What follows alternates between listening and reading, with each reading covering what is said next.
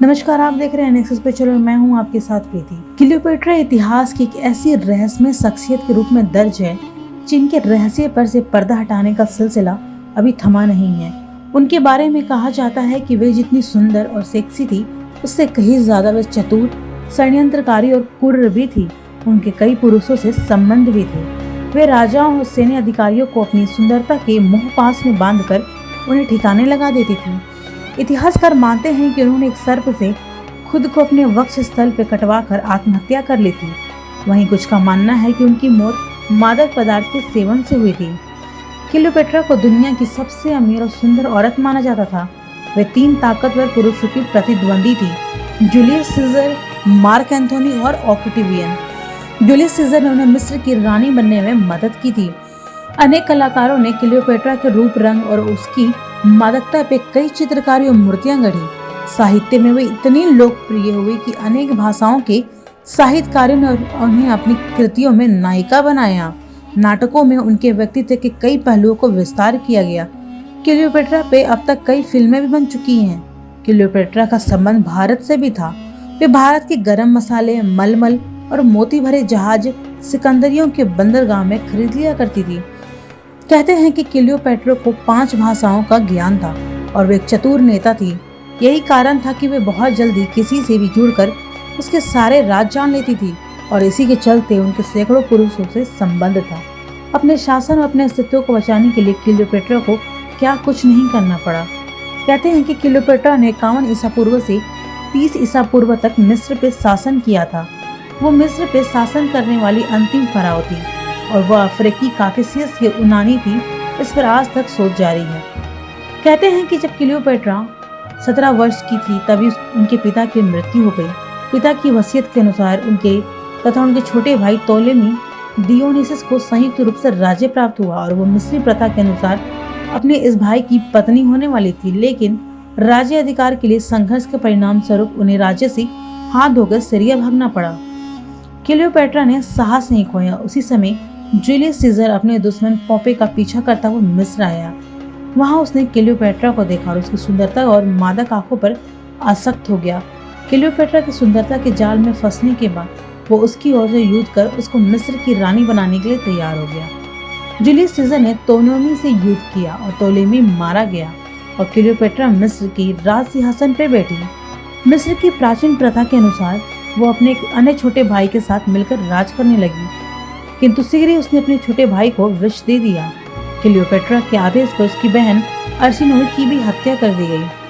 माना जाता है कि रोमन सम्राट जूलियस सीजर की रखेल थी। उससे एक पुत्र भी हुआ, किंतु रोमनों को यह संबंध किसी प्रकार से न भाया। रोमन जनता इस संबंध का विरोध करती रही। माना जाता है कि रोमन शासक जूलियस सीजर के जनरल मार्क एंथोनी का क्लियोपेट्रा पर दिल आ गया था। वो उसकी सुंदरता से इतना मदहोश हो चला। क्लियोपेट्रा को जब ये पता चला तो दोनों ने शीत ऋतु के एक साथ अलेक्जेंड्रिया में व्यतीत की। कहते हैं कि एंथोनी से उनके 3 बच्चे हुए। दस्तावेजों से पता चलता है कि उन दोनों ने बाद में शादी भी की। हालांकि वे दोनों पहले से ही विवाहित थे। एंथोनी के साथ मिलकर उसने मिस्र में अपने संयुक्त रूप से सिक्के भी डलवाए थे। 1444 ईसा पूर्व में जूलियस सीजर की हत्या के बाद उसके वारिस गायस ऑक्टेवियन सीजर का एंथोनी ने जब विरोध किया तो उसके साथ क्लियोपेट्रा भी थी। दोनों ने मिलकर रोमन साम्राज्य से टक्कर लेने की योजना बनाई, लेकिन दोनों को ऑक्टेवियन की फौजों से पराजित होना पड़ा। क्लियोपेट्रा अपने 60 जहाजों के साथ युद्ध स्थल से सिकंदरिया भाग आई। एंथोनी भी उसके पीछे पीछे भागकर उससे आ मिला। बाद में ऑक्टेवियन के कहने पर क्लियोपेट्रा ने एंथोनी को धोखा दिया। ऑक्टेवियन के कहने पर एंथोनी की हत्या करने के लिए तैयार हो गए। एंथोनी को बहला फुसला कर साथ साथ मरने के लिए तैयार किया और उसे समाधि भवन में ले गई जिसे उसने बनवाया था।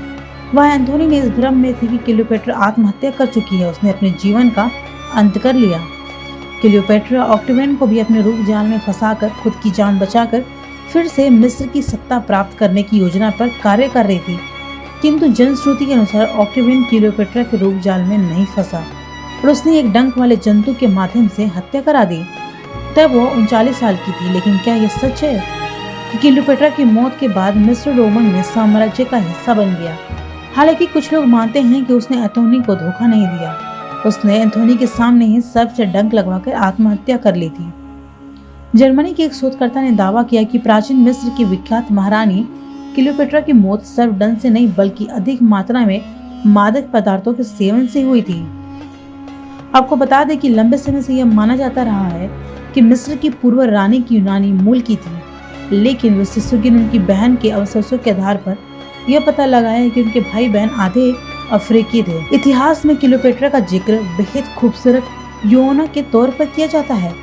उसके लिए वे गधी के दूध का इस्तेमाल करती थी और वे नहाने के लिए हर रोज करीब 700 गधी का दूध मंगवाती थी, जिससे उसकी त्वचा खूबसूरत बनी रहती थी। हालिया हुई खोज में यह बात साबित हुआ है। तुर्की में जब एक अध्ययन के अनुसार एक शोध के दौरान जब चूहों को गाय और गधी का दूध पिलाया गया तो गाय को दूध पीने वाले चूहे ज्यादा मोटे नजर आए। इससे स्पष्ट होता है कि क्लियोपेट्रा गधी के दूध की जगह गाय का दूध क्यों इस्तेमाल नहीं किया करती थी, क्योंकि गधी का दूध उसे हर लिहाज से सुंदर बनाने का काम किया करती थी।